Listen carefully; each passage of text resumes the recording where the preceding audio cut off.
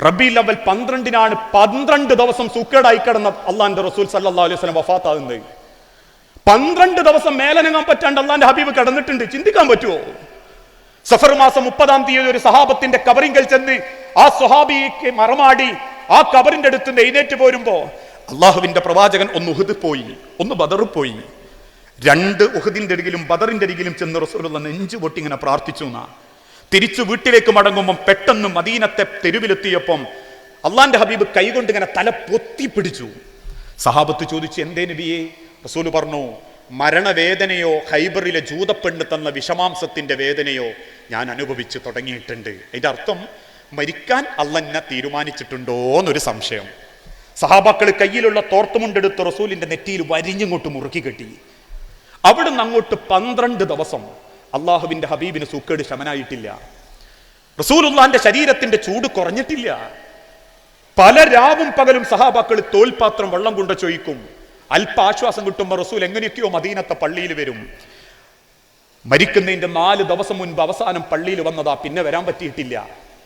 ആ മരിക്കുന്നതിന്റെ തലേന്ന് 2 ദിവസം മുൻപ് മദീനത്തെ പള്ളിയിൽ സഹാബാക്കളോട് റസൂൽ ഒരു ഉറപ്പ് പറഞ്ഞു, എങ്ങനെങ്കിലും ഇന്ന മദീനത്തെ പള്ളി കൊണ്ടുപോകണം.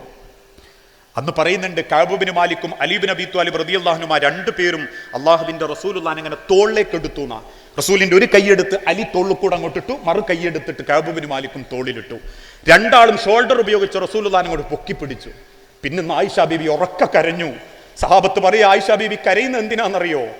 തളർന്നു പോയ റസൂലുള്ളാഹി സല്ലല്ലാഹു അലൈഹി വസല്ലമന്റെ കാലുകൾ മദീനത്തെ മണലിലൂടെ ഇടക്കിടക്ക് വലിച്ചയക്കേണ്ടി വന്നു. അത്രക്ക് തളർന്ന അള്ളാഹുവിന്റെ റസൂൽ സല്ലല്ലാഹു അലൈഹി വസല്ലമ എന്തിനാ മദീനത്തെ പള്ളിയിൽ വന്നത് എന്നറിയാൻ വേണ്ടി സഹാബാക്കൾ പള്ളിയിലേക്ക് അങ്ങോട്ട് ഇടിച്ചു കയറി. മിമ്പറിന്റെ 1-ാമത്തെ പടിയിലിരുന്ന് സഹാബാക്കൾക്ക് തലങ്ങനെ കുനിച്ചിട്ട് റസൂലുള്ള പറയുന്നുണ്ട്, അയ്യുഹന്നാസ് മൻ കുൻത ജലബത്തുലഹു ദുഹ്റൻ ഫഹാദാ ലഹിരി. നിങ്ങൾക്ക് ആർക്കെങ്കിലും ഈ മുഹമ്മദിന്റെ നാവ് കൊണ്ടോ മുഹമ്മദിന്റെ സ്വഭാവം കൊണ്ടോ മനസ്സിനോ ശരീരത്തിനോ പകയോ വെറുപ്പോ അലോക്യമോ തോന്നിപ്പോയിട്ടുണ്ടെങ്കിൽ ഫഹാദാ ലഹിരി, എന്റെ മുതുകിതാ, എന്റെ പെരടി ഇതാ.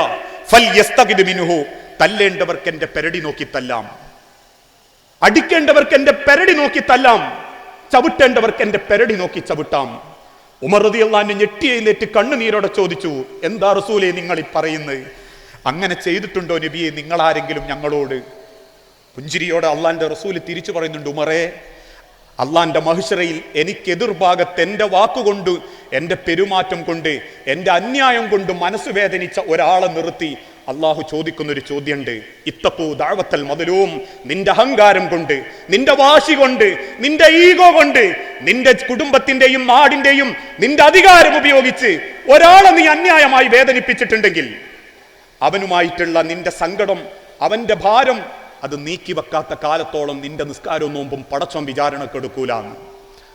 നാളെ അള്ളാന്റെ കോടതി എന്നാണ് ഒരാൾ എന്റെ നേരെ അങ്ങനെ പറയുന്നതെങ്കിൽ ഞാൻ എന്ത് ചെയ്യും ഉമറേ? ആ സൂക്ഷ്മതയാ അള്ളാഹുവിന്റെ റസൂല് കാണിച്ച്.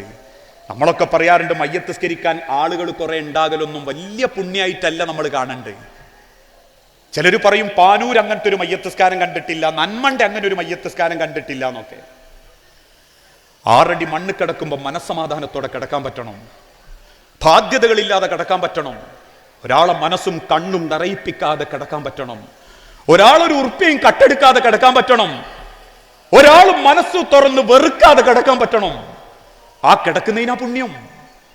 അങ്ങനെ കിടക്കാൻ പറ്റുന്നിടത്ത സമാധാനം. അതുകൊണ്ട് ഏത് ബന്ധങ്ങളും അള്ളാഹു തന്നതാണെങ്കിൽ ആ ബന്ധങ്ങളെ മനോഹരമായി കൊണ്ടടക്കാൻ നമ്മൾക്ക് പറ്റണം.